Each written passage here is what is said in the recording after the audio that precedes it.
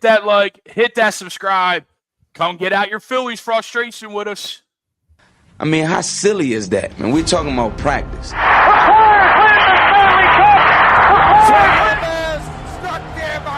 The Philadelphia Eagles are Super Bowl champions.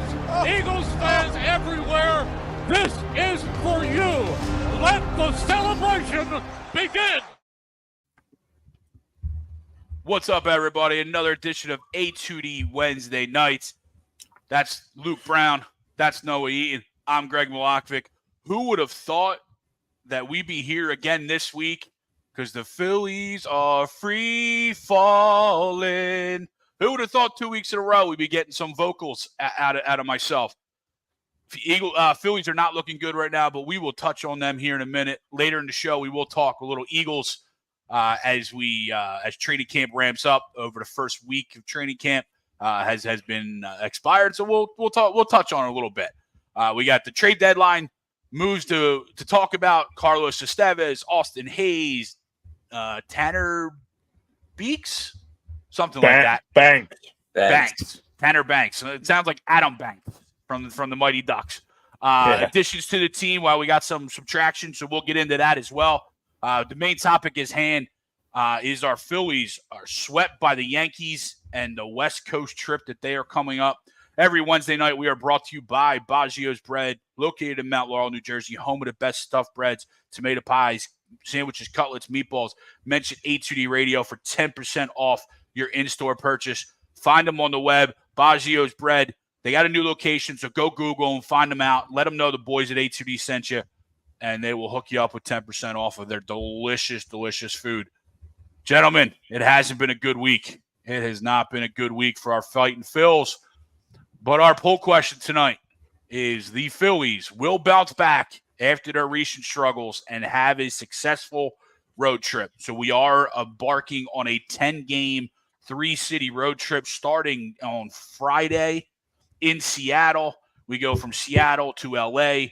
to the House of Horrors that is Chase Field there in Phoenix, Arizona, before heading back home next week. It's tough for me, right? Because actually it's not tough. I agree. I think we have a bounce-back road trip. I'm not going to say we're going to sit there and go 8-2. I might be dicey and say 7-3. But I think we at minimum go 6-4. We win 2 series as we split, that Arizona series in theory, right? This team is too good, and they've been down too long.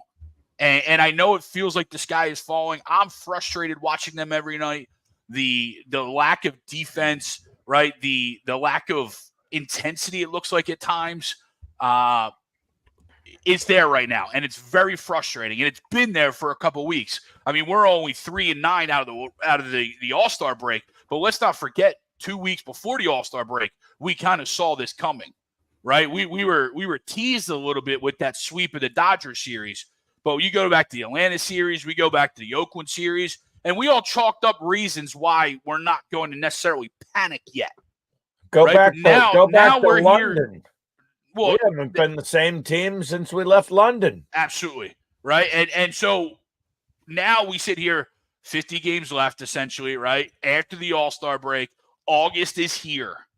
Right? 2 months left of baseball. We got to break out. We got to figure it out. But I think this team is too talented. I think this team is too good and too veteran-led to continue this even more. And I think also my last point, road trips sometimes do teams very good. Right? Getting out of the road, getting away from the home crowd, getting away and just no stress, right? You just get with your boys, get with your team, and go hit a road trip. So I'm going to agree. The sky isn't falling too far, but we're close. We're close. Yep, I'm with you. I'm going to agree too. I was at the game last night. We just talked about it. I'm also going to agree even further in terms of World Series expectations. I'm at the same level as I was even before this. And it's hard to say that, but I'm going to go that route just because I think the problems are so simple. Obviously, I'm not the baseball guy on air right now, but I think the problems are as simple as their best players are not playing well. 100%. And I think that is as simple as that. and that goes from everyone across the roster. I mean, Bryce Harper is having Mhm. probably a career low right now. 1 And for you 30. look, I mean, it's not good at all. And you could say 0 that for about pretty, 14 in this series against the Yankees. yeah, and you could say that about pretty much every single player on the entire roster. That's bullpen and pitching staff included. So I'm gonna say I agree because I'm gonna count on the fact that this team's been there before, and I'm gonna count on the fact that they've done this in the playoffs before. I've seen a lot of comparisons lately to this past Eagles season and how it's kind of like you can, what do they say? Like you killed the man, but not the idea. And like, here we are back. Yes. So here we are again. The reason I'm going to disagree with that point is simply, and Greg, you brought it up earlier. You said veterans. I'll take it a step further. I'll just say continuity. This team has the continuity that Eagles team didn't have. You lost both coordinators. There were questions a lot about the guys you lost, and C.J. Gardner-Johnson. The secondary was garbage and whatever. We don't have to get into that. Yep. But what I'm saying is the continuity lies here in Philly, more so than pretty much not only in baseball, but like you look around sports, that's what wins now. I'm going to bank on the continuity. I'm going to bank on these guys getting hot when it matters because that's what they've done pretty much the last 2 to 3 years. So I'm going to bank on that. Noah, real quick before you go, I Go do want to ahead. give a shout out to Tommy and Lena, our own family, for welcoming in Addison Lee earlier this week. Baby and mom are home and healthy. Just wanted to give a shout out to the big man before he joins. Tommy should be joining us here at some point during the show, but he's obviously got some other things going on at home. But just want to give a shout out. Welcome to the world, Miss Addison Lee. Sorry, Noah, go ahead. Yeah, no, I second that. Congrats to the Arnone family. Really awesome stuff, and I wish them nothing but the best. Girl dad, you know that, Noah. Yeah. Yep. Get ready for dance recitals, Tommy. Dance Noah, your poll recitals, question. cheerleading practice, you name it. Anyway, all the best, and on to the Phils here. Yeah, let's go. Boy, oh boy. Well, I'll tell you what. I'll feel a lot better when Ranger Suarez gets back in the rotation and is fully healthy and pitching like the Ranger we saw in April, May, and parts of June. All right, because let's face it, before he went on the IL, he got knocked around a little bit. So hopefully he can get back to the form that we saw earlier in the season. And Christopher Sanchez, I mean, he for as good as he was in April, May, and and most of June, July was a big fall for him. He really struggled in the month of July, and I'm hoping he can turn that around. I disagree slightly there, but continue. We'll get to that. Well, let's put it this way. If those two can pitch anywhere close to the way they pitched the first few months of the season, this team is going to be fine. I mean, let's face it, with Nola and Wheeler, they're going to get knocked around once in a while. It happens, okay? I mean, granted, I'm a little concerned with Wheeler there. I mean, that was ugly the other night. And when he's going up against a great lineup, I've noticed, he struggled against Baltimore in June there. Against a formidable lineup where he got knocked around. So I'm hoping that's not a trend that's starting there. I'm hoping he can rest our fears a little bit. But all in all, as long as Sanchez and Suarez get back to what they were doing earlier in the year, and as long as Wheeler can stabilize himself a bit, I think we'll be fine. And the bottom line is, though, our hitters 1 through 5, they need to do more. I mean, they were 2 for 26 the other night. Correct me if I'm wrong. I believe that may have been what? Man, my days are jumped. Monday night, was that Monday night's game where they got whacked 14-4? Yep. Yes. Yep. And I believe our 1 through 5 hitters were 2 for 26. I mean, I know that's just a small sample size, but overall, we got to do better than that. We need Bryce Harper to get going again. And, if we can get the bats going and just get a little bit of confidence back into our bullpen. Let's face it, they've been a little shaky recently. Then, all in all, I think we'll be okay. I mean, are we going to win 110 or 115 games this year? No, but I think we're going to still find a way to win 93 or 95 games, and most importantly, find a way to win the NL East. Well, but 95 wins was 500 out of the break.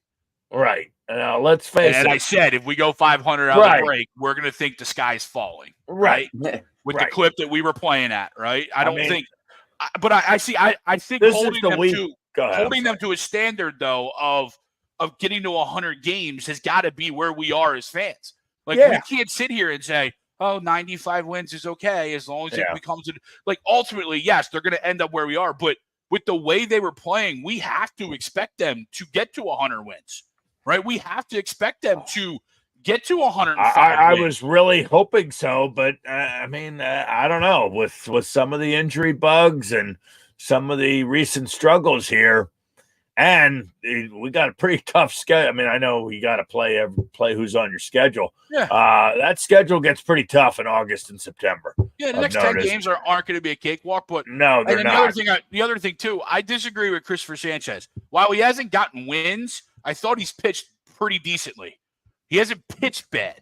He's just been on the wrong side of decisions. Like today, I thought he pitched very well. He just made one mistake. One guy batting 176. Right? Yeah. I mean, and so I don't think he's been pitching bad.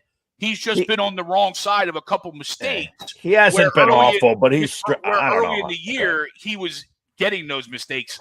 Right? He wasn't creating those mistakes, right? Right. I mean, I don't know. I hear what you're saying. He hasn't been terrible, but he has struggled a bit recently. And Ranger hasn't been good since he got hit. No, definitely not. Ranger's been off since he got hit. Dude, so no Luke, doubt you about mentioned it. You were down at the bank yesterday. What was the vibes down there, right? Like, obviously with the Yankees fans travel just like Philly fans would travel up there, right? So I know there was a lot going on. What were the vibes in the stadium?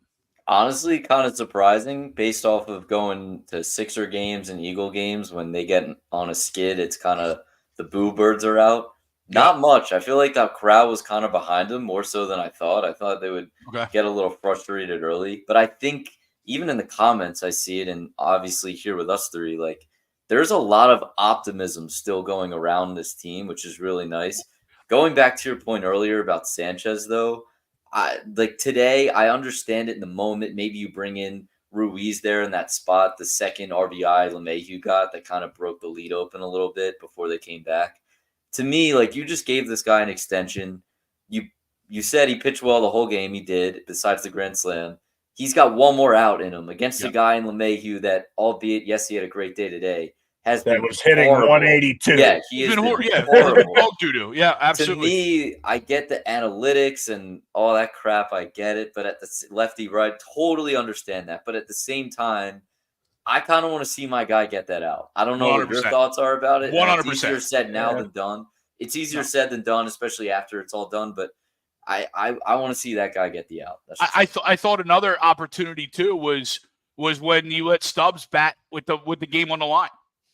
Yep. Right. That's got to be JT. It's got to be JT.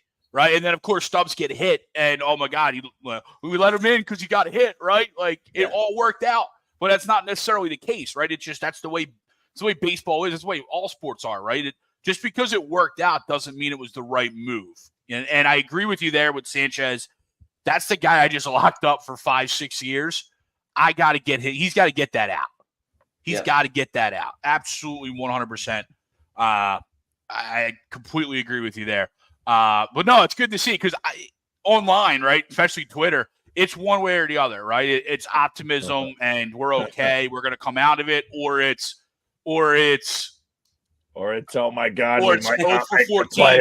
Harper's washed, right? Harper's no longer a superstar, right? 3 weeks ago he was the toast of the town, but now all of a sudden he's washed, right? And it's so funny how losing streaks cause that type of emotion, and it's because we're so invested, right? It's right now there's nothing else going on, and they're the only team in town. Right, but I'm glad to see that president's checking in. Yeah. Let's get to some of these comments though. Appreciate all you guys chiming in.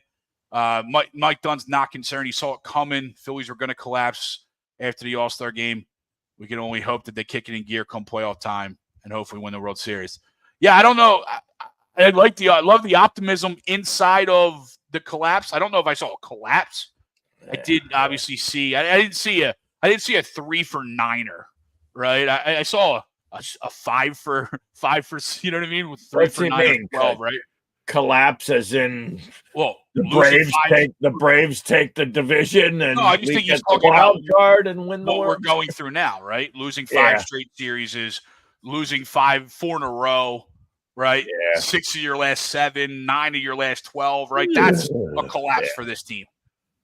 Andrew Baker, first off, huge congrats to Tom and the family. Absolutely, Andrew. Thank you, brother. This team has been downright awful. It starts with the superstars, 1,000%. I think Harper will snap out of it. I actually love the fact that Harper was up for the game. I love Harper, right? But I'm also a realist. He's been dog shit right now. But I thought game-ending double play. I thought in that moment, though, if there was a chance to win the game, that's the guy. I don't care if he's 1 for 29. I don't care if he's 0 for 75. Right. That's the guy I wanted up, and he's in that funk right now, right? He's in that funk.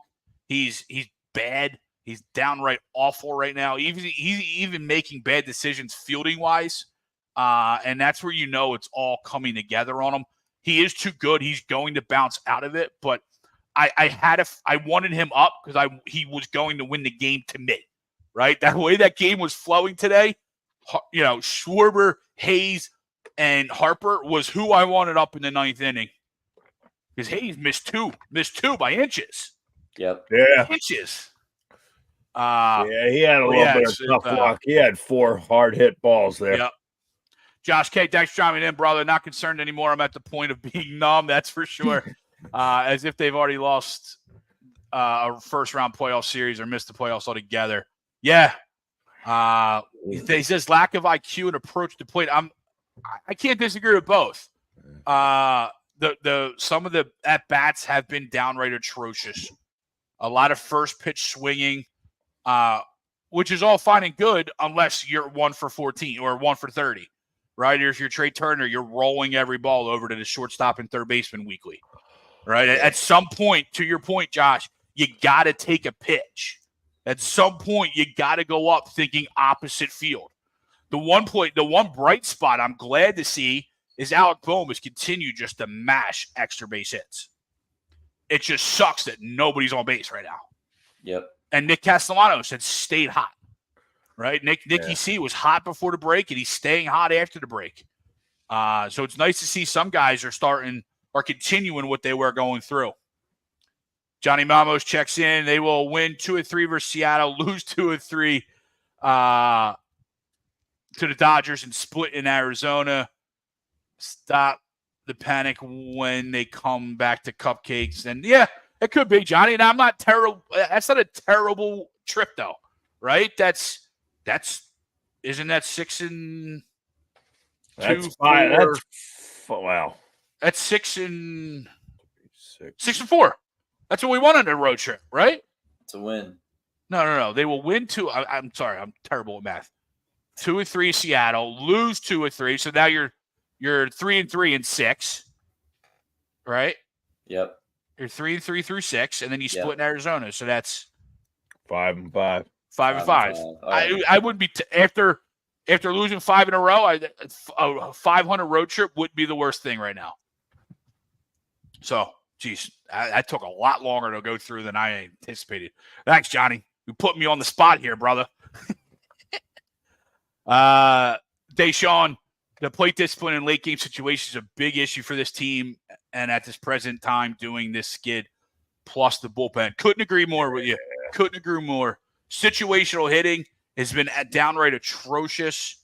It's just like they don't have an approach to plate. Absolutely. Crazy how Trey went from a smoking bad hot to can't even get the ball out of the infield. Yeah, it's crazy to think that he's still up for July player of the month, despite the last 2 weeks. Johnny says they will still make the NLCS and probably win, but I don't give them a good shot at winning the World Series. I hear you, Johnny, but once you get there, that's all that matters. right? You get there, it's all up in the air from there. And I'm not saying just getting there matters, right? We still got to win. But I'm saying if you're there, you have a shot. Totally. And if you're there, you're playing well enough to have a shot. And assuming they finish the season at least a little bit hot, maybe they don't have home field against the Dodgers, if that's what it comes down to. But we all agree, Dave Roberts and the Dodgers, how that'll end up playing out. So, I mean, John, you said it earlier in the comments. I saw it too. The AL is much better than the NL. So in terms of that road trip to the World Series, I like their odds having a bunch of series at home if they can finish out at least a little bit strong that way. I like their shot to make the World Series, definitely. And then winning the World Series at that point, I kind of feel like is anyone's game, right? It doesn't matter. And I think you look at teams that might come out of the AL, it's pretty much unpredictable at this point. It's early, you never really know. I mean, let's take the Yankees for what they are. I mean, I was at the game. I watched enough Yankee games to know they were losing in the fifth. The Phillies were losing in the fifth inning. I literally turned next to me and I literally said out loud, Clay Holmes is going to give the Phillies a shot to win. Doesn't even matter. Like it doesn't even matter. He's going to give him a shot to win 100%. Every team has a flaw. So I feel like the World Series is totally up for grabs. And guess what? A lot of other teams right now who didn't think they had a shot a month ago are talking about how the Phillies are beatable now. How maybe we're not the top tier target now, but they're still scared of us. Don't get it wrong. Well, you alluded to Holmes there. Boy, he's certainly no Mariano Rivera. No. I think he has, 8 blown saves already this year. Yeah. Yeah, their bullpen's definitely not something to be scared of, No, right? I mean, they shut us down. Not. We're in a funk right now. And so right now, standings, Cleveland Guardians are up a half game now at the best record in baseball, right? I thought all 3 games in that series were winnable. I know we only got 1, but I thought all 3 were winnable. They have their best players playing like crap. Cleveland hasn't missed a beat since Francona retired and moved on. Baltimore's right behind us. The Yankees are right behind us, and the Dodgers are 2 games back of us record-wise. So even through this slide, we're still essentially the best team in baseball, right? Yeah, I think with that though, a lot of different things can be true, all within the same thing. We're all within the same breath, right? Like, yes, we're still essentially the best team in baseball. Yes, we still have an 8-game lead on the division. No, yes. 6.5 now. Whatever, right? So, but still, right? We still have a 6.5 lead on division. Shrinking a little bit.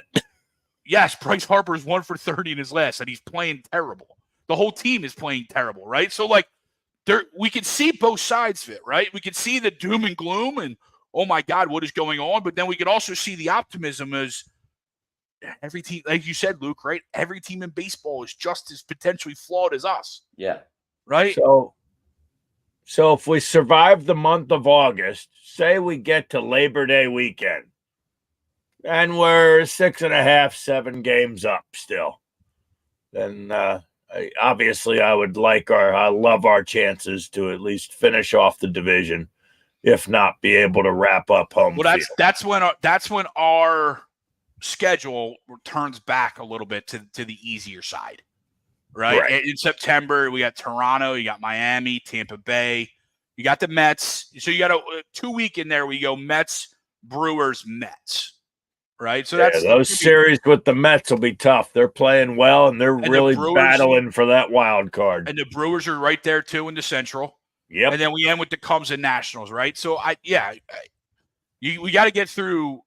I think there's 2 points, right? It's this road trip, first point of August, this road trip. And then after you get through this road trip, then you just got to get through the end of the month. And then I think the end of the month, you like you said, the schedule turns a little easier because the end of August, right? We got Braves, Royals, Astros, Braves. Whew. Right? That's how you end August. Yeah. We come home after the road trip from Miami and Washington. Hopefully we get our licks in, right? Because then we head to Atlanta, head to Kansas City, home Houston, home Atlanta. So, again, just like this road trip, that's going to be an interesting 4 series is there as well. So, that's what we look at when we as we enter August here. Where were we at? Comments. Josh congratulates Tommy. Greg Miller also congratulates Tommy. What's up, Greg?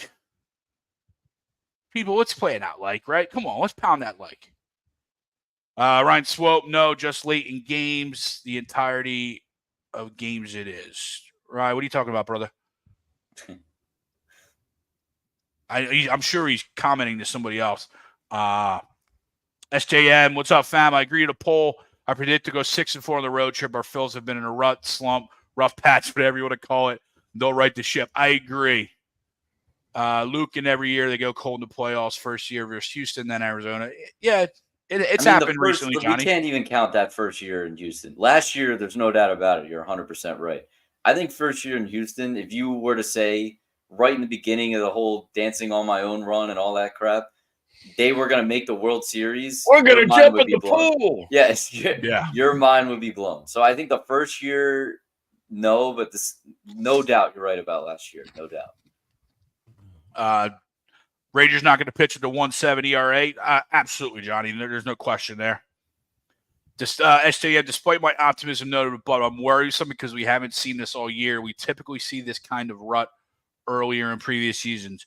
Yeah, I mean, our first week and a half wasn't great, SJM, but you chalk that up to the start of the year. I'm actually kind of on the other side. I'd rather it happen now, right, than at the end of the year. If it's only going to happen once, right? Obviously, we know baseball can change on a dime, right? Injuries happen, right? All that stuff. But if it's going to happen and you're telling me you can have it right at the beginning of the second half, the trade deadline, or in October, I'm taking it there, obviously, right? Yeah, I mean, you can even go back to, in 2008 when we won the World Series. Remember the Cubbies? Guess how many games they won? They won 100 games, right? Yeah. I believe they had the best record in the National League. Well, the Dodgers visited Wrigley and walked out, sweeping the Cubbies right out of the playoffs. So, yeah, for sure. I mean, we've seen plenty of instances. Of course, we knocked Atlanta out, twice when Atlanta was division winners. So, it's how you finish. I think we still have time to right the ship. And I think, August is going to be a telling month. And if we can get to Labor Day weekend and still have a nice lead on Atlanta, I think we'll be fine. Thank you, Greg. Appreciate it, brother. Wills checks in. What's up, guys? Hopefully we get turned around on this West Coast trip. Agreed. Tim, can't believe nobody lays a bunt down with Jazz at third. Yeah, sadly, Tim, it's just not baseball anymore for some reason. But I agree with you. We definitely could have used it a couple times, even in just a sack situation, right? Pete says Phillies are colder than me on the 6 hole at the local course. I hear you, Pete. I had a bad day yesterday myself. Couldn't putt. Everything was 25 feet. Couldn't putt for shit yesterday. Brutal day. He agrees to the poll. Sanchez has been really good in my opinion. Josh, I agree, Josh. He's just been on the wrong side of the decision. Steve Polsonello checks in. What's up, brother? Says Ranger is fine. Facts are the AL is much better than the AL. Johnny, they're good. No doubt. They're good. And the Orioles, potentially got better. Indians got better. I'm not, Yankees potentially got better. Yeah. Right? So we got better. We remember what happened to the Orioles last postseason. Yep. They didn't win a game, correct? Just because you won 106 games and you're out in the wild card series. So right. It does, Steve. I think Topper is what scares me the most with his decision making, especially come playoff time. I can't disagree with you, Josh. I have the same questions about Topper. Johnny said 5-5 on the road trip after he saw me struggling with math. It's baseball. SJM, I was at the game last night. Friggin' brutal. Didn't get on the bridge till 12:30. As Noah said, 1 to 5 hitters got to be better. Channel my inner Joe Pesci from Home Alone on the whole way back. Yeah, I think that's the reality. Noah, you said it best, right? But that's the reality of our team, right? Yeah. It didn't matter. And we're going to touch on it here in a minute, but it didn't matter what we did at the trade deadline. It didn't matter who we brought in. It didn't matter who we got rid of. if those 1 through 5 hitters don't hit, then it won't matter. It doesn't matter. As we've seen with this stretch, right? I know you brought up the points the other game, right? Schwarber didn't get a hit. Thank God he walked 7 times, right? But it's not like he's lighting the world on fire. He did in Cleveland, in the Cleveland series, but this Yankees series, he wasn't good. If our 1 through 5 don't hit, we're done. And that's the way we knew coming into the season. Right. Right? I mean, you think – I think it's going to come up here. Here we go. I'm encouraged with Nicky, Stott, and Bomer. Josh, absolutely. I love Stotty coming in today, getting 2 hits, right? Hopefully he starts to lock in. And I'm sitting there talking to myself during the game. Don't let Bryce and Stott get hot this second half, right? Don't, because these other guys are coming around, right? Bryce is not going to go 1 for 30 or 1 for 40 or 1 for 50, right? Something's going to change. Well, how about that slide by Rojas to at least get the game tied last Absolutely. night? Huge. Yeah. Huge play. If he's out at the plate, game's over. I mean, Julian, no one wants to admit maybe the Phillies are just choking the season away. It does happen. It has. You're right, Julian. It has happened. I'm going to lean that's not the case here. Yeah, this isn't 1964. We'll be all right. But no, like you said, right, you brought up the Cubs of a couple years ago, right? Yeah. We've tracked down the Mets down 7 with 7 to go, right? Oh. So, I mean, there is a little bit of that concern. Yeah. I feel like our team is better than that. Yeah. Just look at it happened to us. We were snake bitten in 2011. I mean, 102 wins, and Cliff Lee and the 4-0 lead in game 2, and Lee blew that, and then before you know it, it's 1-0. Howard tears his Achilles, and that special run from 07 to 11 was over in a flash. 100%. Julian, I'm iffy on this one, and I'm interested to see your guys' thoughts, because I don't necessarily disagree, but I also do kind of disagree, right? And Julian says David Dombrowski has been long enough to see that this team needed a jolt, and a major trade should have been done. Trade Turner and Harper, 200-300 million guys that have been bad. Second part of that, 1,000%. Harper and Turner have been so bad right now. It's unacceptable. It can't happen from those guys, right? Other guys it can happen from. Those guys it can't. You can't go on an extended 1 for 30 cold streak. I can do 1 for 15. I could do 1 for 20. I can do 1 for a series, right? You could go 0 for a series, right? But when it starts coming into 30 and plus, a change has to be made, right? And maybe that change is just hustling out of the box, getting back to what you've done your entire career. All right, maybe that changes what Juan Soto did a couple times this year. You're going to shift over. I'm going to lay a bunt down. We've seen Bryce try it in random times before.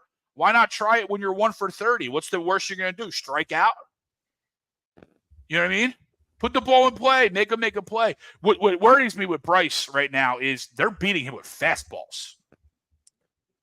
There's fastballs just going right down the middle of the plate, and he's not catching up to them. And in today's obviously down here in Florida, I was watching on MLB Network, and they had the Yes Network on, right? So Girardi was there. And he was mentioning – no, he actually wasn't terrible. But he was mentioning, though, how he thinks Bryce is caught in between, right? He's late on the fastballs, and he's super early on the breaking pitches. And he's just caught in between. And the whole broadcast, though, they were talking about let's get out of town before Bryce gets hot again, because it's coming. He's too good of a hitter to go through these prolonged stretches. And I don't know what the fix is, but he better break out in Seattle, because we can't have this approaching a 1 for 40, right? We can't have a 1 for 40, 1 for 50. I'll tell you what, happen. That's not the easiest park to hit in either. Well, I don't need a homer. Well, I know. Just right to John Malmos' point, right? Maybe they stop swinging for the fences. Hit. Yeah. Just give me a single. Give me a double down the left field line, right? Stuff that Bryce used to do very well. But back to Julian's first point. I hear you, Julian. I do, right? I wanted Lou Bob, right? I wanted Rosarena, right? I wanted Lane Thomas. Guys we all saw get traded. I'm not hating on Austin Hayes. I don't hate that thought, right? I just think they like what they see from Marsh and even the potential of Rojas potentially. And I think the asking prices for some of those guys was too much, right? You know, as we talked about on Sunday, Tommy sold me. I'm not giving up Aiden Miller for Luis Robert, Lou Bob, if he can't play 100 games. I'm not giving up Justin Crawford for a guy that can't play 100 games a year, right? And the dude out in Oakland, he got hurt. So and Mason Miller got hurt, right? They obviously weren't That's on. What I mean, yeah. If you look at, and we don't know if they truly were, but if you're looking at Brett Rooker and Austin Hayes, they obviously went with the defensive-minded Austin Hayes versus the power-minded Brent Rooker. And I'm not even saying that was their decision, right? But it's just, it seems like every guy they looked at and they traded for was a guy that they've had on their list for years. They said that with everyone. We wanted you for a couple of years. We wanted you for a couple of years. We wanted you for a couple of years. All three trades they did. So I really love the Esteves trade. I really think that's a huge arm in the back there. And then the lefty, you know, we'll see to come. He can't be any worse than Gregory Soto. Yeah. And you're able to get rid of three guys that really weren't going to be in your future. Yeah. What was it? Soto's gone, and who else? Pache and Dominguez. Right. And now we can sit there and watch Baltimore, right? Johnny wants to say Baltimore. How good the American League is. Well, now we can watch Baltimore try and save games with all ex-Philly players in the back end. How's that going to work? Kimbrel, they got the whole crew back there. I was going to say, though, with going back to Dombrowski, I said last week before going into the deadline, I said I trust his ability to evaluate the team. So I would basically agree with whatever decision he made, because I have a lot of confidence in his ability to evaluate the team. We all got on him, and which is totally forgotten, that he didn't make a move coming into the season. I get it, we're in a tough stretch now, but it was kind of seemed like the right move.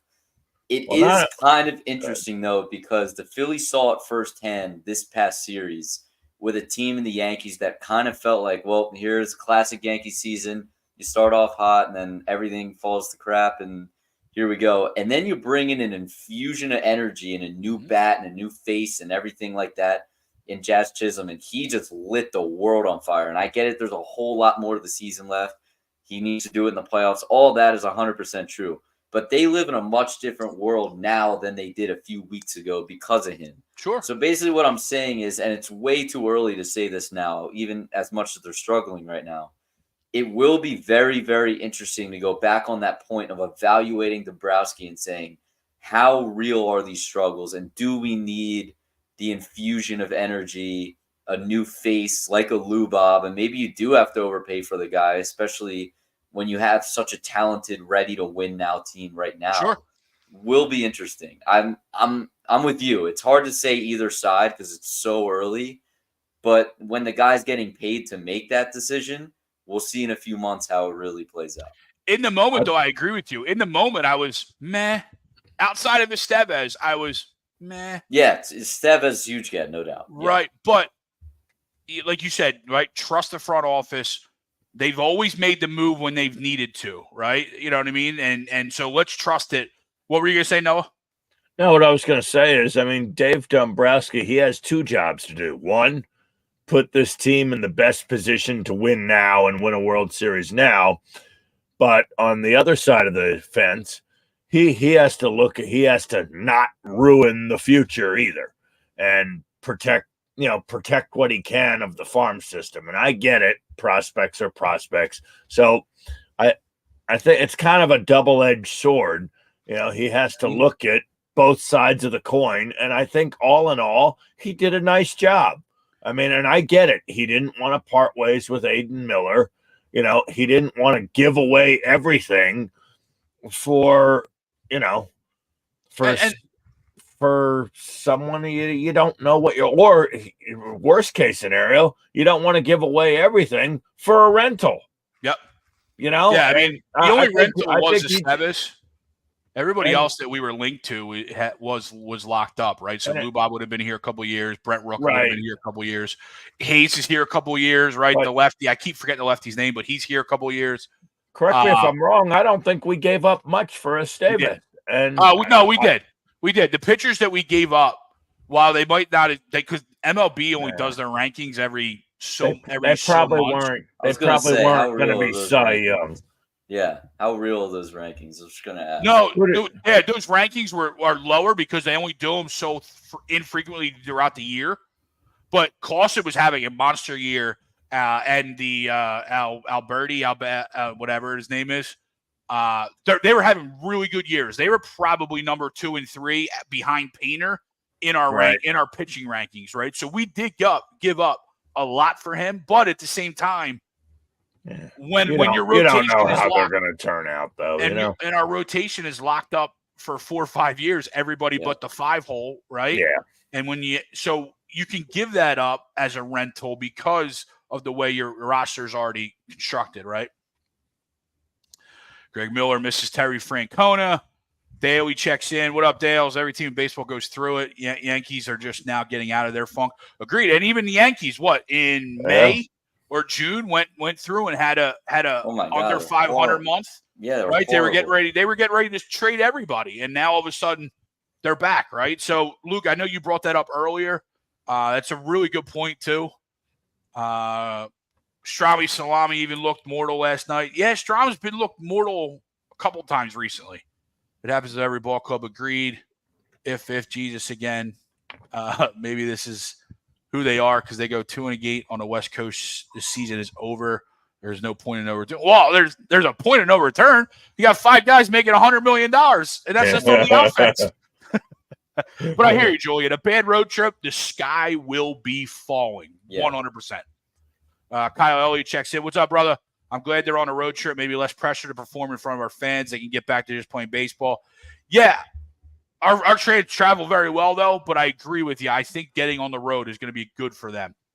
Yeah, I'll tell you what. I have a feeling T-Mobile Park out in Seattle is a underrated travel destination for those who like to travel to different ballparks around the country. You just got to be able to rain every day, right? You know what I mean? Yeah. If you do like rain, it's a little drier in the summer. If you do like rain and you think the Phillies are going to end a winning road trip here, hit that like, hit that subscribe, hit the bell to get notifications every time we go live. We appreciate you guys. We're here because of you. YouTube, we got 17 likes. Let's go. I need that up over 25. Let's do it now so I don't have to hound you at the end of the show. We always appreciate you guys. If you're on other platforms, Facebook, Instagram, Twitter, hit that like as well while you're there. Where were we? So let's dive into that a little bit. The West Coast trip. How do you guys see it playing out? Do you have a winning road trip? I'll go 5-5. I'm kind of in agreement with most guys in the comments. I think 5. You're a 500. Again, I think in most cases, yes, you do want to come out above 500. In this case, when it seems like the sky is about to be falling, if you tell me they go 5-5, then you get that Marlins Nationals series combination at home. I think I'll take that. That's a win. I'll take that. So we got Tyler Phillips versus Wu. I forget that guy's name, but we pull him up. Brian Wu on Friday night. On Saturday night, we got Drew Allard again versus Bryce Miller. And then we got Zach Wheeler versus Logan Gilbert on Sunday. Well, I think Wheeler will bounce back for Sunday's start. I'm sorry. Who do we got? We got Phillips Friday. Cody I think we take. I'm sorry. Phillips is Saturday. Colby's making his last start because we got reinforcements coming. I got you. Well, now, when is Phillips hitting the mound? Friday night. Okay, gotcha. I like our chance to win Friday night's game and Sunday's game. I think we take 2 out of 3 from the Mariners. I think overall for the road trip, I don't know. I think the Dodgers may get us this go around. They want a little bit of payback there. Yeah, but And we do face their two take it. studs, right? We face Glass now. We face Kershaw, right? But Kershaw's just coming off an injury. Glasnow's just coming off the DL as well. Glasnow's a little bit, obviously, younger. I'll be nice. Give me 6-4 for the road trip. Yeah, that's where I'm at. I'm at 6-4 too. I think even if we go 1-3 against the Dodgers, which is completely fair, I think we take 3 or 4 from the Diamondbacks. Right now they have Montgomery, Nelson to be determined, and we got Gowan on getaway day. And as of right now, we're Wheeler, Nola, Sanchez. Our only game up in the air is Thursday against Arizona because that's where Allard would start. So I'm guessing maybe Taijuan Walker's back at that point or Turnbull's back. Oh, God. It's the regular season. He's going to pitch. It doesn't matter. Walker, I know. He played horrible today. I don't know if you guys saw today. He was getting some rehab in. Yeah. I don't know what he ended up doing in the third inning, but I think he gave up 2 or 3 runs by the second inning in a rehab outing today. He's not great, and I'm not crowding him, but he's making $60 million the next 2 years. He's going to pitch the regular season, no doubt. Right? I mean, we got 50 games left essentially, so we're going to need 10 starts out of our 5th starter, whoever that ends up being. Right? I bet you Walker gets left off the postseason roster again, and that's fine. And that's fine, right? Yeah. If Tyler Phillips continues to pitch the way he has, he'll go to bullpen, right? He ain't going to start. Our 4 starters in the series are locked in. I'm kind of curious, though, because I'm at the game last night, and they take Nola out, and I believe it was Juan Soto they had matched up, and they took Nola out, and they brought in Alvarado. Yeah, he got a quick 1 out and didn't see the field again. Yep. Obviously, with Estevez coming in here, another lefty, you obviously have Strahm. Kind of curious where he fits in. I don't know. Is he gonna get playing time really in the playoffs? Yeah, I think so. He's not going to be in that 8th, 9th inning anymore, right? But I think if he can be that guy that got Juan Soto out, right, and can get a tough lefty out or coming in the 7th inning, right? Because in the playoffs, you're just looking for 1 inning out of these guys. Right in the playoffs, you're just looking to shrink. My starter got me 6. All right, I need 7, 8, 9. I need 3 guys, maybe 4. I was going to say there's some nights they got to go to the bullpen as early as the 5th or 6th inning, and that might happen, right? And then that's where I think Alvarado might get need him. 6th. Yeah, gonna need him.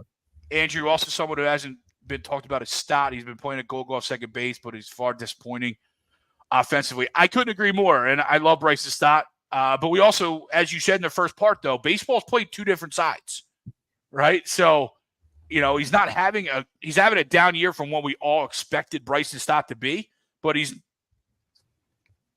not having a terrible year. Like, he's still batting .250, right? Like, I'm pulling up stats right now, but he's still batting .248, right? That's not terrible. Not right. We were talking, to your point, Andrew. We were talking, 300 hitter.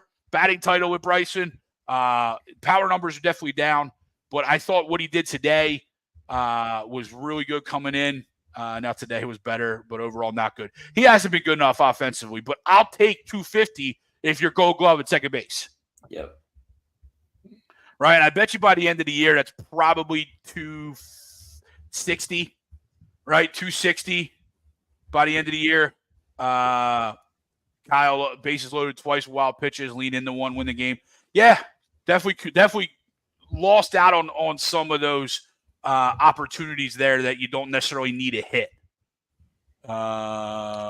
Andrew, correct me if I'm wrong, but wasn't Harper bat at the beginning of the year and then picked it up with that 3 home run game? Yeah, Bryce did struggle out the gate, but it wasn't anything like a 1 for 30. Like I said, that's completely unacceptable. Needs to wake up in Seattle. Speaking of waking up, the man, Tommy Arnaud. What up, brother? What's up, boys? Congratulations, brother. Congrats, man. Thanks. Thank you. I didn't do nothing. So, I did a lot, but I didn't do nothing. You guys know. Everybody out there knows what I mean. He's got to be the best coach you can be. How good can you coach him up?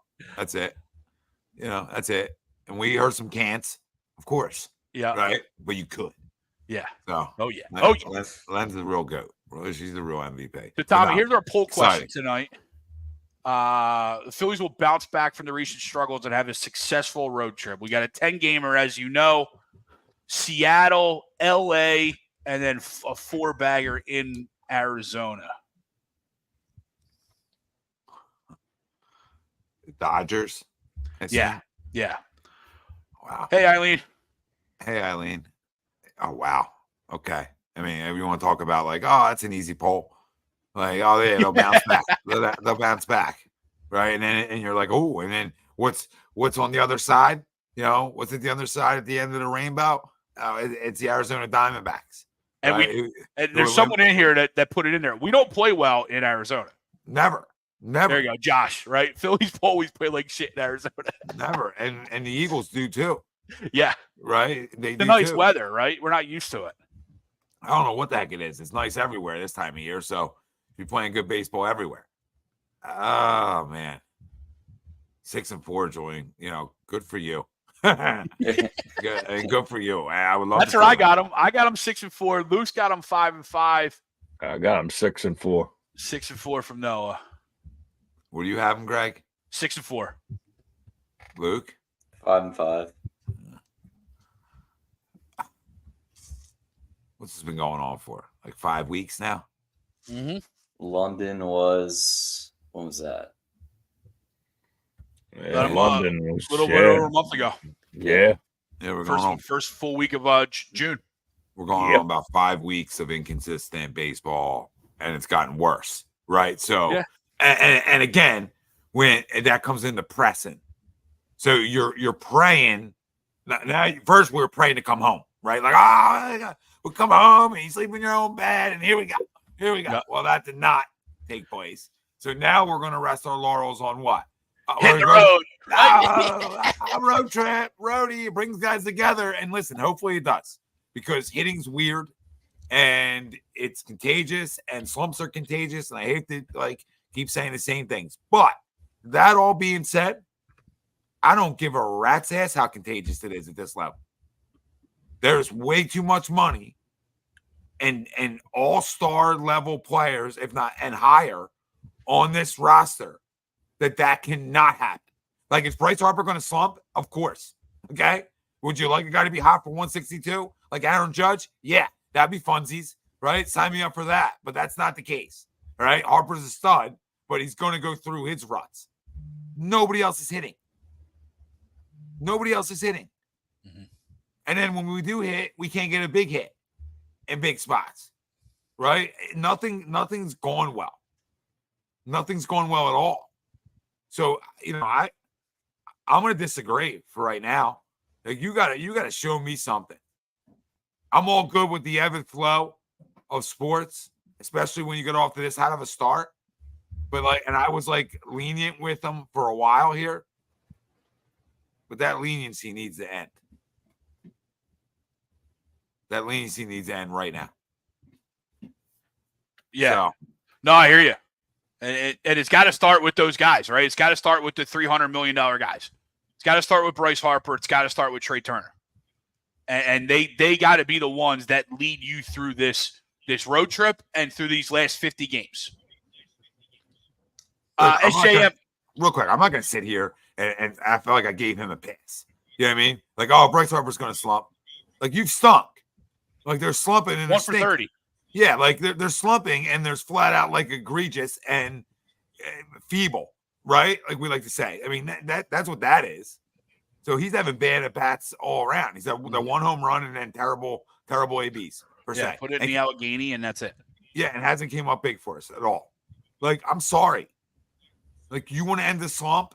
Your best players have to end those things. Zach Wheeler the other day, right? The ace on the mound, wheels up.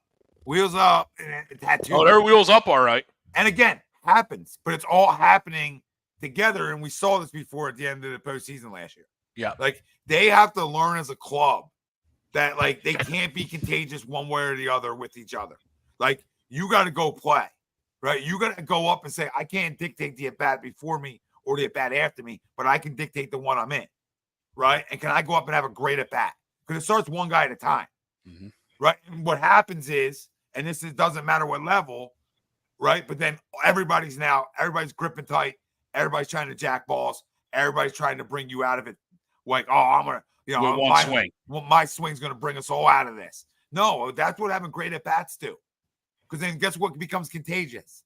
Great at-bats. Like, see, this is what's wrong with baseball. It's let me go up and I'll get us out with one swing. Instead of, hey, I'll change the momentum of this game by having a great at-bat. Like, you can win at-bats in so many ways. They're not winning at-bats. You can win an at-bat. Sorry for the rant here. You can win an at-bat by having a 12-pitch AB and getting out.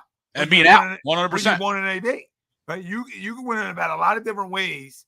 And obviously getting on base is part of those ways to win ABs.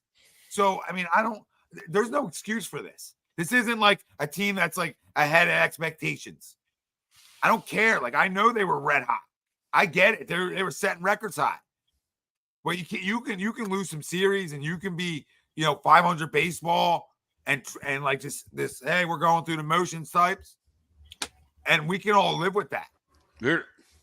This is bad baseball. This is like one of the worst teams in baseball over the last 5 weeks. Well, we were the first team to 60 wins.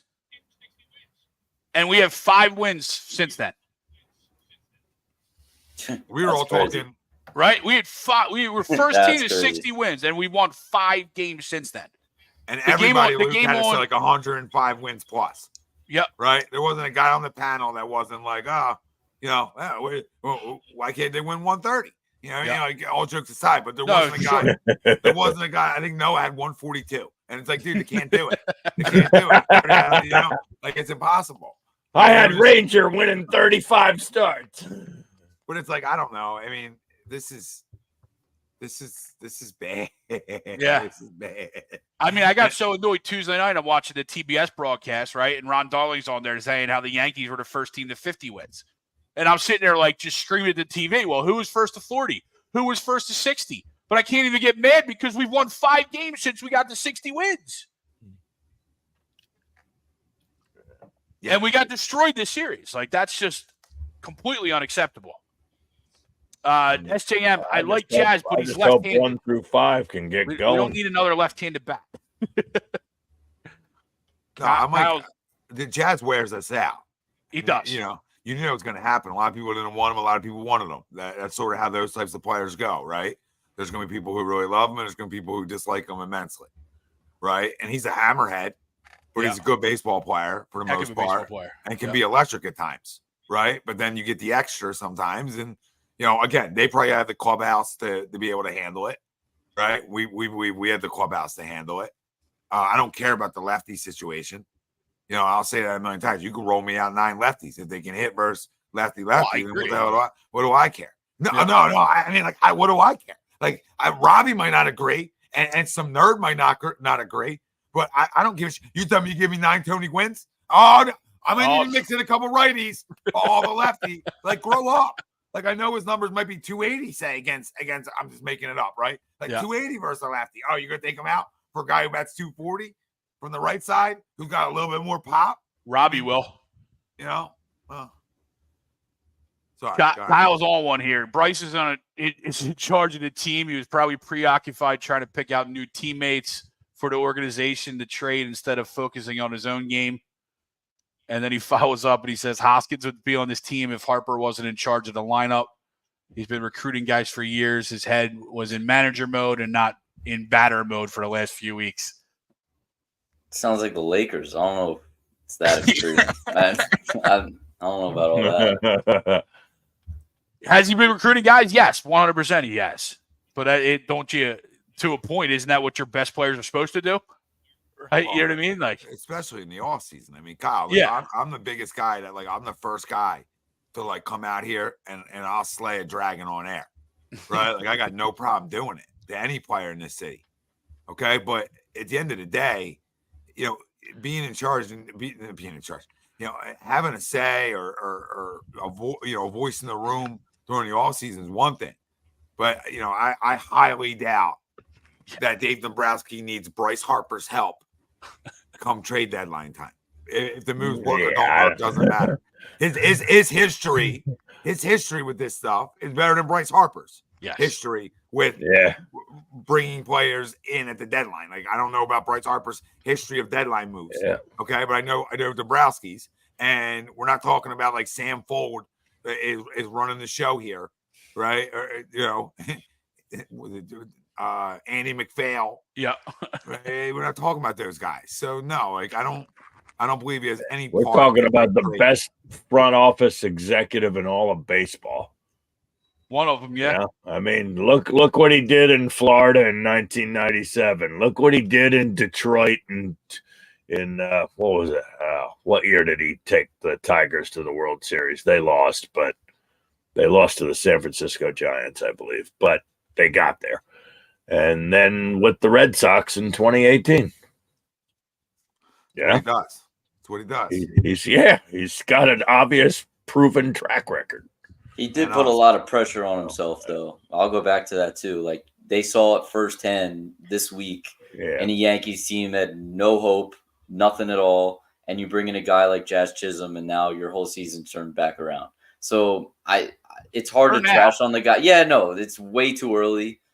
But all I'm saying is he put a lot of pressure on himself by not making – and Estevez is great get. But outside of him, that big name bat that could have potentially brought in an infusion of energy into the lineup, maybe kind of like Chisholm did. Yeah, and again, how long does that last for, right? Yep. How long does that infusion last? I don't know, right? Like, I'm not against a guy like Jazz. I wasn't really for him or against him. There's other guys I preferred more. But listen, I can't they didn't need to go out and go crazy here. They need to go out and just get some upgrades. And, I felt like that's what they've done in spots, and they should be good enough to win without it. Right. And I thought they'd gotten essentially better. Hayes is better than who we have. Right. So, and so is Estevez. So, I mean, they're both better than what we had in those roles. So, I mean, I have no problem with it. We were good enough. We were good enough pre-deadline. Right. So it's like, I know other teams are going to make moves, but you don't make the splash doesn't usually win anything for you. It's the good moves. It's the good moves. And hopefully, they're all making moves, and they're all making moves to try and catch us. Yep. Right. If you noticed around the National League, what did a lot of those teams load up on? Left-handed relievers. Right. Yeah. You know what I mean? And/or left-handed starters. Right. And SJM Banks is an upgrade over Soto, Estevez over Dominguez. Dombrowski relied on his staff, scouting staff, by grabbing guys they've wanted and watched the last couple of years. Yeah, Banks. If Banks can throw strikes, he's better than Soto, right? And we know how good Estevez is. Real quick, Julian, I disagree with Ohapi. Where was he going to play? Ohapi was blocked. You had to move him. You had to get what you could get for him. There was no reason to hold on to a guy that was essentially major league ready and is a major league catcher in a position where we have JT locked up for at least 3 more years. Well, look at it. There's relationships here, man. With players, especially guys that are ranked high on your big boards per se, in your minor league system and all that stuff. There's relationships here. It's not, you're not playing MLB The Show. So at the end of the day, you got a guy that's being blocked by an all-star catcher that is making $100 million and he's ready to go. Yep. The other part of that is doing what's best for him too. Right. And allowing him go and play. Right. I know people are going to be like, oh, I thought, but that's the truth though. That's not why you make the move fully, but that's part of why, this guy's major league ready. He needs to be somewhere, and it helps you get a piece back. And you got something back that you wanted too, right? Yeah. So it all works itself out. Caution's arm is unreal. He's one that could turn into a top rotation. Yeah, he could have, but he could also have another arm injury too. SJM, right? Where are we at? Comments are flowing in. Thank you, everybody. Make sure we hit that like. We're at 20 likes on YouTube. Let's get us to 25. Let's go. Hit that like, hit that subscribe. Stay with us here.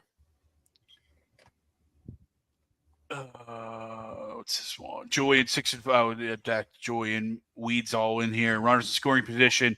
$1 billion spent on an offense, and we've lost 22 of 23. Is why they lost. Oh, in 22 and 23, and why they'll lose again. Yep. A lot of mentally weak guys. And they're not playing well, so I can't, I guess, fully disagree with you. I tend to think when we were rolling good, we thought we had some mentally tough guys too, right? You know what I mean? It's what happens when you lose 5 series in a row, you lose 9 of 12, and we lose 4 in a row and get swept at home to the hated New York Yankees.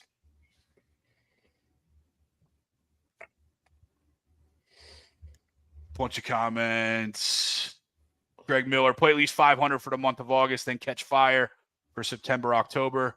Yeah, I mean, as we talked about before you got on, Tommy, we start August obviously tough, right? You got Seattle, LA, and Arizona, and then we got a little break with Miami and Washington, and then we jump right into another gauntlet there to end the year or end the month.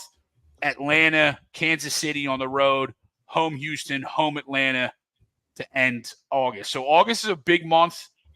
We just come off a really bad month of July. So you hope at least 500 in August, if not, over 500, right? I think if you're the team that you think you are, to where you're going out and making complimentary moves at the deadline, as opposed to like Luke, like you said, right? Or what I think a lot of fans wanted was impact, right? Yeah. If you're going out and making complimentary moves to marginally or just shore up certain positions, then you got to have a better August than 500, in my opinion, right? You got to bounce back and say, we are the best team in baseball that we were for the first 3 quarters of the year, and then finish the year on a heater. But it's got to be better than 500 a month of August, though. That we can't stand for that after the July that we had. If you have a winning July, and then you come into August with that gauntlet and you have a 500 month, then I think you're good. But when you end July like you did, you can't have a 500. You can't have a 500 August. Does anybody disagree with that? No doubt. I mean, we talked about him and trusting his ability to evaluate the team, how to get better, how much do they need to get better. A lot of fans gave him shit going into this season and how they needed a bigger name. And albeit they're in a bad run right now, kind of seemed like the right thing to do. So now they're at a new point of the year where they need to evaluate, and we're kind of glazing him again. And so we'll see how Dombrowski does. But no doubt, I mean, you're totally right. They got to be better than that, especially when you're talking about a team that wants to win the World Series. Yeah. Absolutely. Mark, what's up, brother? He said the Phillies are right to ship, I hope. What's up, A2D? What's going on? I love weed. What's up, Mark? Dolan's had balls. We got Lane Thomas. I do like that addition of Lane Thomas for the Indians, or the Guardians, sorry. That is a really good pickup for them. Chicken Wrangler, he's bricked up. Uh-oh. What are you bricked up over? I think we all could use a little bricking up over here. Brian Griffin, I don't mind the deadline moves or lack thereof. The prices were outrageous. They did what they could. They just need to play better. There was no deadline fix out there. I agree there, Brian. You weren't trading the whole team. No, I just don't like. I mean, this is where we start putting it on the wrong people. Not you, Brian, in general. Like, it wasn't a deadline move. Like, Brian's spot on. I mean, like, you know what I mean? But like, there wasn't a deadline move to fix it. Like, this seems loaded. All right. Was there some like a bullpen help you could use for sure? Right.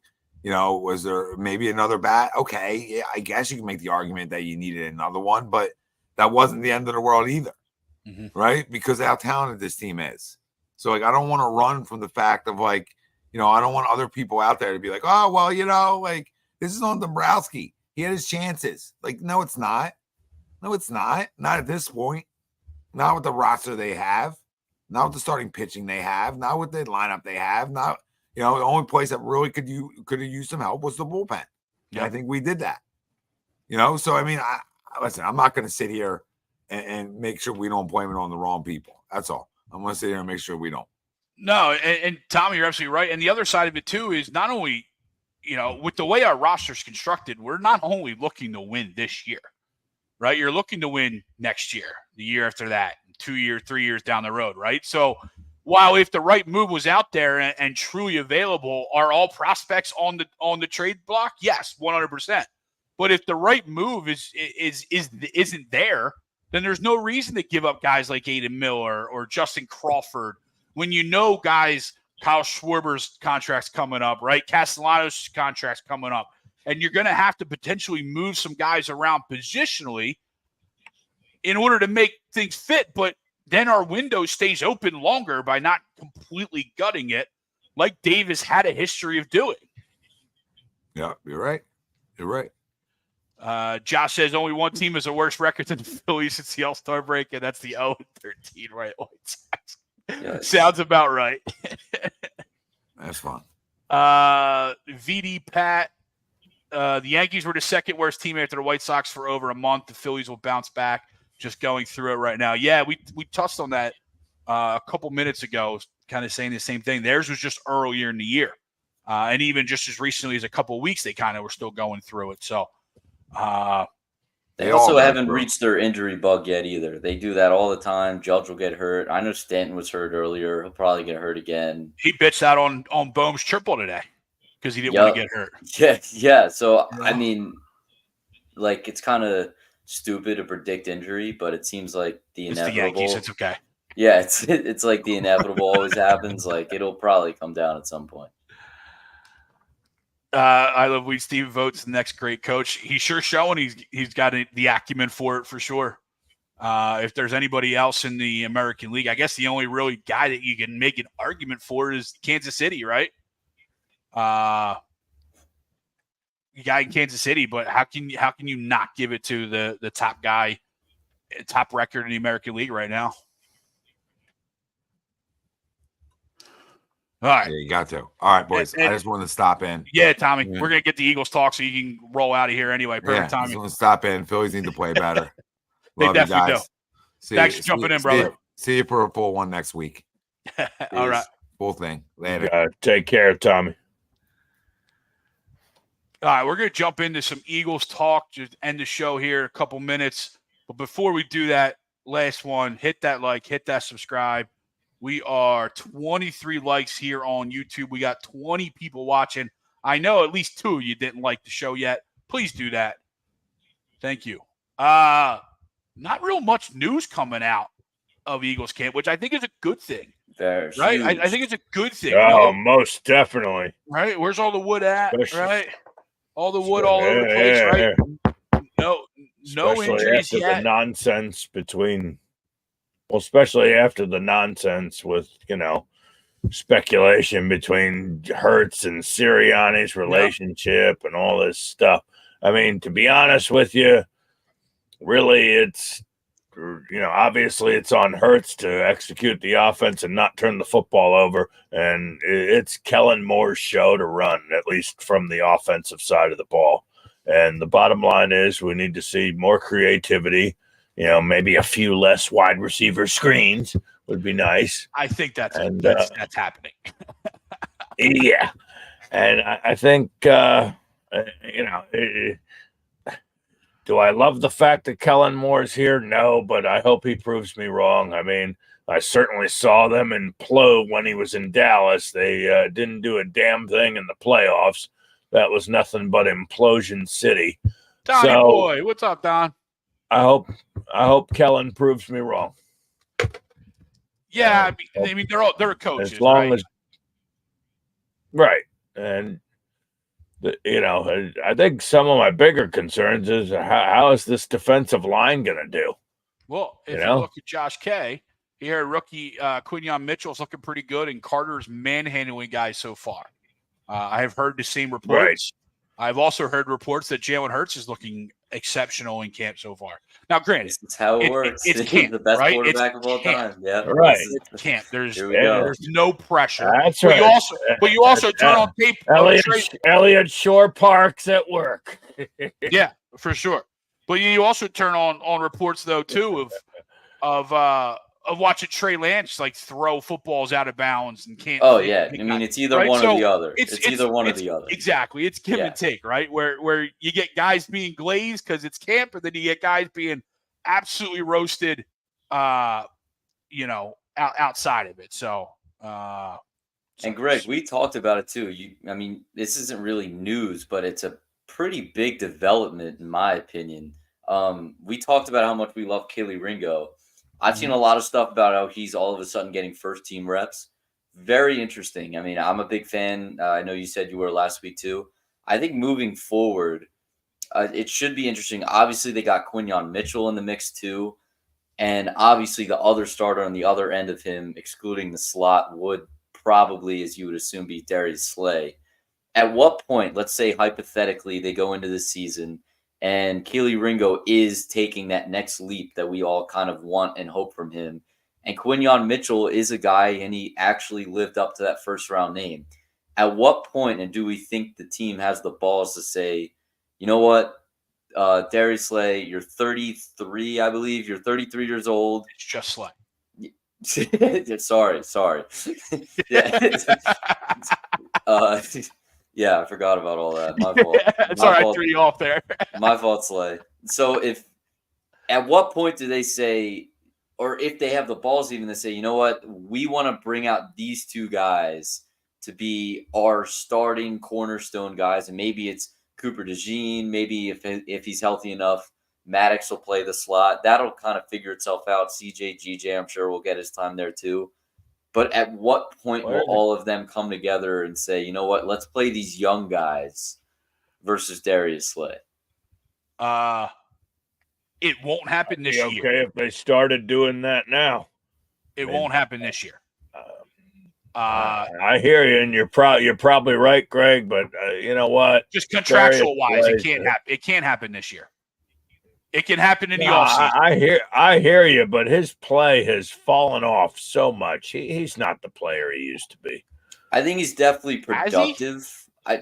He's not like a lockdown. He's still a number one of the best. League. Yeah, no, he's pretty good. I mean, he's still a number one corner. He might not be top 5. He might not be top 10. But you he's can still go a across number the one entire corner league. in this league. Yes. You can go across the entire league and have something bad to say about pretty much every single corner in the league. The fact that 100%. He's 33 and still playing high-level ball, very impressive. Don't care for – I wouldn't be mad at all if they trot him out there. All I'm saying is that he is 33. One. He's your number one. He is 33, though. So, like, if they do rack on and we go to week 10 in an early bye week, which we've talked about before, and he doesn't get his legs under him, he's a bit of an older player.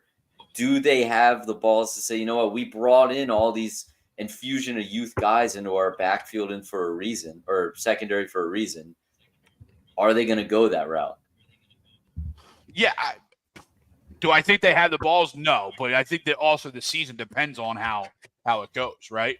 Because I think right now your CB2 is Isaiah Rodgers. That's your CB2. Yeah, which, I mean, it's crazy how many names they have in there right now. And then you brought up Ringo, right? We got Mitchell and DeJean, right? And then as here's a question. VD Pate, right? He wants insurance for Maddox. We got it, dude. We do. We have that. Yeah, I don't know who that is right now, but there's so many guys in that secondary that can fill in for that spot. He plays a ton of slot. CJ, GJ plays slot, and obviously DeJean's out right now, and who knows what he'll look like year one. But that's another guy that plays a ton of slot, and Maddox too. Well, with Cooper DeJean, do you think he could play a little safety as well? Totally. He's a hybrid. He's a hybrid. Yeah. I mean, I would tend to think so, and he's a cornerback. He excelled in the Big Ten at cornerback, right? That was his position, right? But real quick, just to kind of hammer home this Slay, he's got a $33 million dead cap hit this year. That drops to 22 next year, right? Okay. So if anything happens, it's happening this offseason, right? And that could simply be a restructure so we can get him at a cheaper rate, but still hold him, right? Because yes, he is 33, but as we said, he's still a top 10, 15 corner in this league.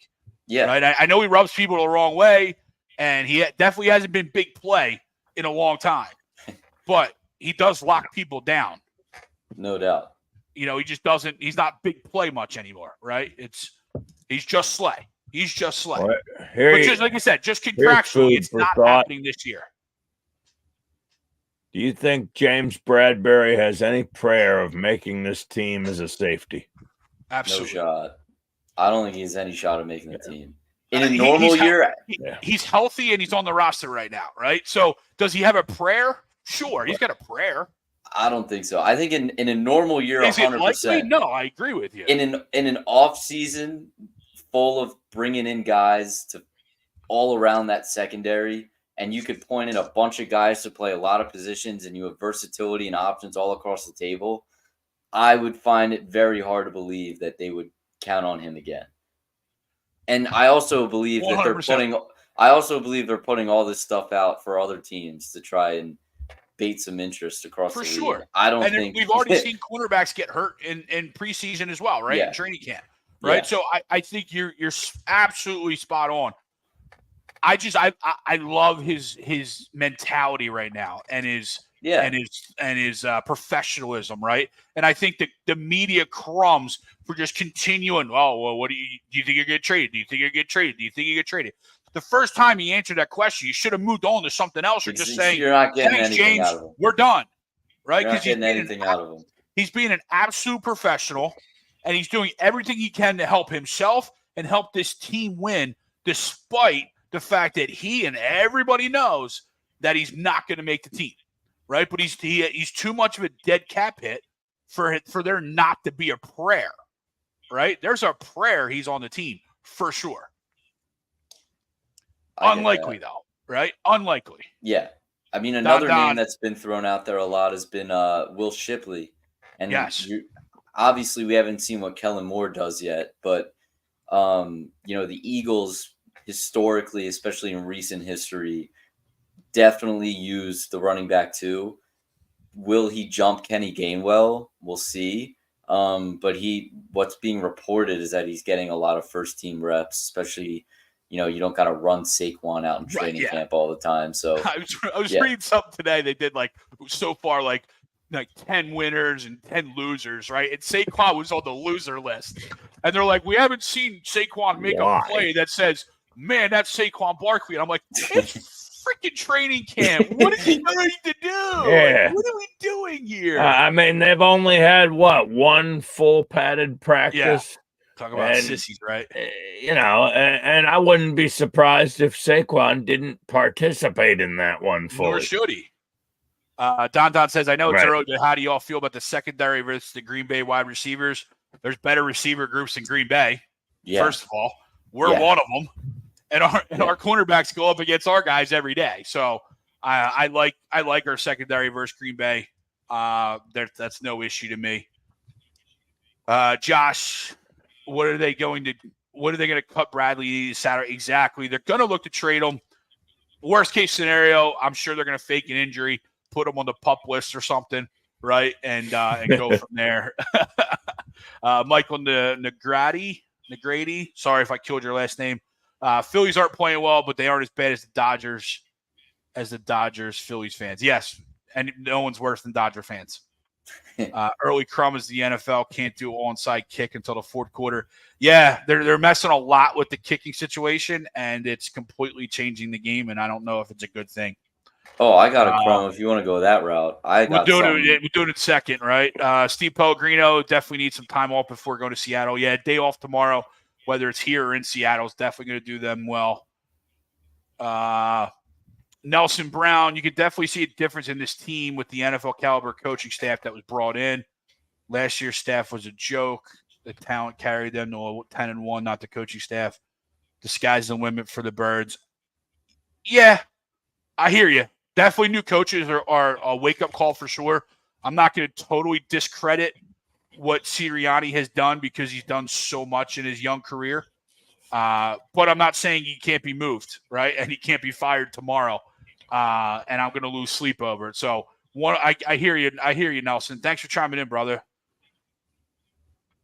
I think Nolan Smith got some buzz. Eagles really need him to not be terrible. Yes. Josh, I heard the same thing as well. I heard Nolan has been active so far in training camp. So that is 100% a bonus for sure. And then VD Pate, been hearing good things about Johnny Wilson, the 6'8 receiver. Could be a matchup nightmare in the red zone. Yeah, it's funny. Again, scrolling Twitter, trying to make up the show. ESP has already released his early 53-man roster. Oh, And to his point, Oh, boy. Johnny Wilson was on the roster a week into training camp. We already got our 53-man down. Now, to your 2 points, James Bradbury was not on that roster. But yeah, Johnny 6'8" is always going to be a nightmare issue. We'll see, obviously, how it pans out and stuff like that. But I feel like the third receiver, though, because that would obviously be his role if he were to make and play on the team. Paris Campbell's probably the third. Yeah, right. So I was going to say, I feel like you kind of, especially next to two guys that are solidified wide receiver ones, you kind of want a hybrid guy. That's not to say Johnny Wilson won't be a good NFL player, but in terms of an Eagles fit, day one especially, I kind of feel like that Paris Campbell type, maybe even a John Ross, who knows? I feel like that has a better shot at working out. Yeah, no, it does. And I think you're right? The guy that can take off the top, right, in Paris Campbell or John Ross, and then also the guy that can run the intermediate routes. Absolutely. I agree. I mean, they tried the Julio thing, and it was kind of similar. That did not work out. So. Or it could be a tight end hybrid when Dallas gets hurt. We do have decent depth at tight end though as well. Johnny asked about our DBs. It's our front seven that I want to see. Speaking of tight ends, I think DBs and safeties are good, and I'm sure Howie will make a move by mid-August. Yep. Yeah, Johnny, I'm actually good with our front. I mean, we got to remember too, we're going to a 3-4, so everybody's kind of in a new learning curve. I know Fangio is a staple in this league, right? So he's got his ways and methods. So it's definitely going to be interesting for us because we haven't seen the Eagles in a 3-4 maybe ever, if not for a long, long time. Noah, do you remember back in even in the Buddy Ryan days, they were a 4-3, weren't they? I believe so, correct. Yeah, so I think it's been a fast long forwarding to the gym. Yeah, fast forwarding a little bit down the road, like the Jim Johnson era. I think they were all 4-3. They were all 4-3, right? So it's been a long time. If ever the Eagles have been a 4-3 or a 3-4. So, but yes, no, it always, to your point though, it's going to start with our front seven for sure. Every Super Bowl team that we've had go there, right, was built around our front seven. So you're spot on there.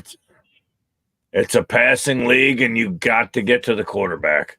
And that's the bottom line. And I'm interested to see, does Josh Sweat, can he have a bounce back year? Can Jordan Davis stay away from the extra snacks, if you know what I mean? He looks in shape, is what they're saying. He looks in shape. Yeah. Let's hope he stays. Let's hope he stays in shape, because last year, the first half of the year, Jordan played well or played okay, and then he really tailed off the last 6 or 7 weeks of the season. Under Chipper, they were a 3-4. I forgot about that. Thank you, Dan. Appreciate that. Probably why I forgot, because it was a Chip Kelly era. And who knew we had a defense, right? All it mattered was I don't even remember who the defensive coordinator was. I'm trying to remember. I honestly don't remember at all. Oh, the Chip Kelly era? Wait, it wasn't Billy Davis, was it? It might have been. He was awful. No, real quick, before we get out of here, you wanted to talk on tight ends. What was your thought on tight ends? No, what I was going to say is, as far as Kellen Moore goes, I think he's going to line them. He'll be lining them wide and putting them all over the field. I think we're going to see some interesting formations, and I'm sure we're going to see far fewer lame-ass wide receiver screens. I don't think you have to worry about that. I just, honestly, I just hope, and this was an issue with Kellen a little bit, or maybe more so Dak down in Dallas at playoff time, but just throwing the football away. You're turning it over. And but that's more on the quarterback making decisions than the offensive coordinator. You know what I mean? Yes, and of course, I think they kind of go hand in hand. I think you got you got to know when it's time. True, but you got to know when it's time to pound the rock too.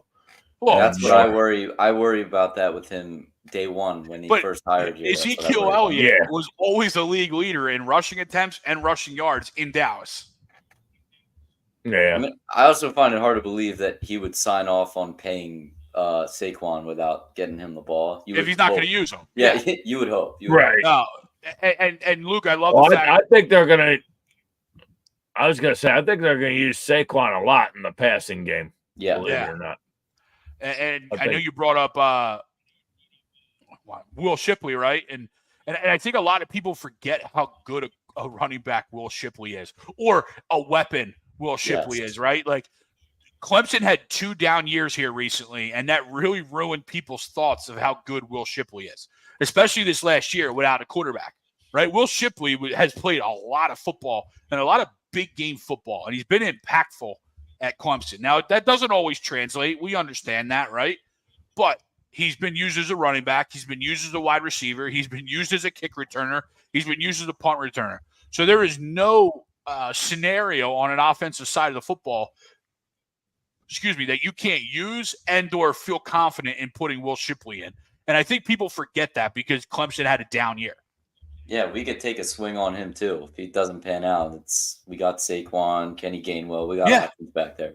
Yeah, I was just gonna say while we're talking Dallas for a little bit, all this contract stuff coming up. I find it funny that ESPN and Fox talks all day about it, but no one wants to bring up this angle because they'll bring up every angle possible besides this one. How about this, right? Say you're a star player in the NFL, and it's kind of different. It's not like the NBA where you kind of choose where you want to go. It's a little bit different. But say you're a star player. Why the hell would you ever want to play in Dallas? And I get it, I'm an Eagles fan, but I'll give you this right now.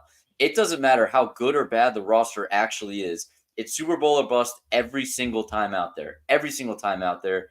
Media, fans, they all expect it all the time. And albeit, yes, maybe the performances aren't so great like Dak and whatever.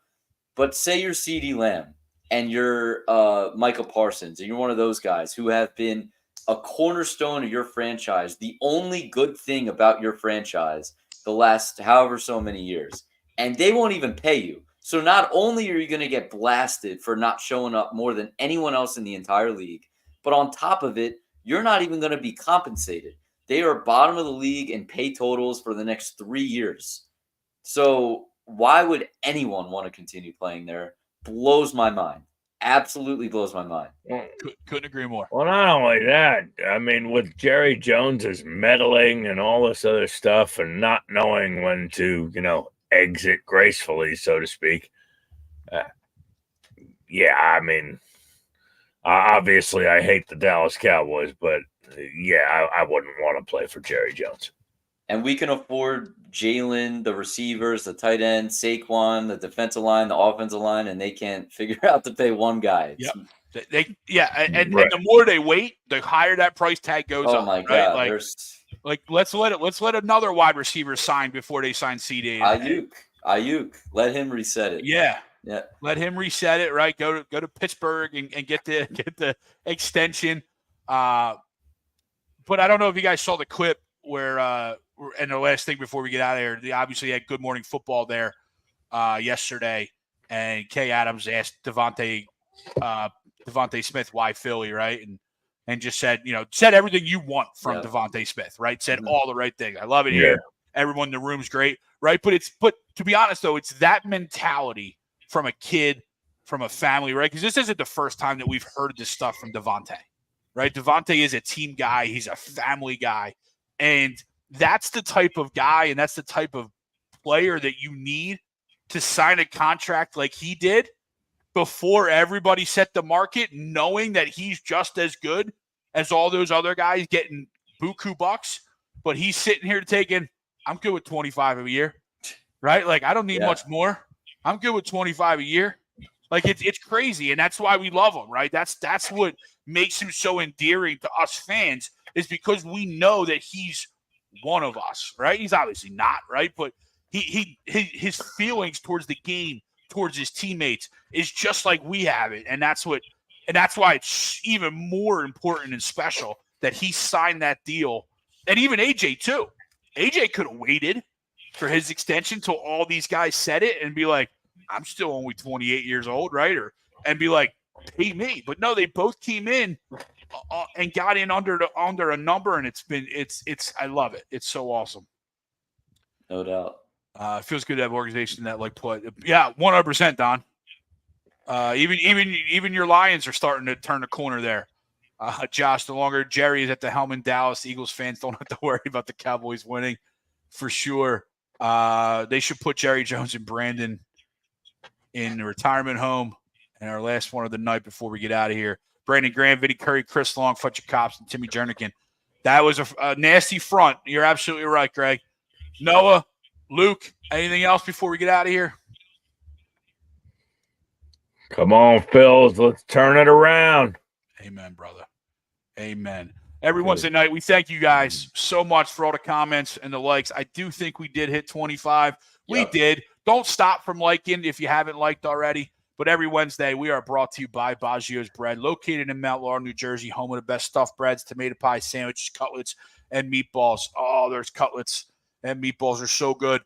Mention H2D Radio for 10% off your in-store purchase. I'm so glad. I'm glad, but I'm not glad that I'm not local anymore and can't go get me some Baggios because I'd be even larger than I am right now. Josh, great show. Thanks, brother. Appreciate you. Don never fails. Always with the. He's trying to get us to go in for an hour longer. We'll get there. One more hour. One more hour. We'll Don, love you, brother. Josh, thanks, brother. Great show. Appreciate you guys.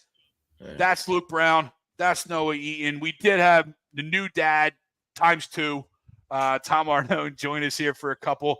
Once again, congrats to the Arnones for Miss Addison Lee joining the world and the family here earlier this week. I think it was Tuesday night. No, It was Monday. Oh, no, night. Monday night. Yeah. Monday night she came into this world, and that's so awesome. So great. Once again, Baggio's Bread. Go find them on the web. New location. Go Google them. We're getting out of here. We'll see you next week.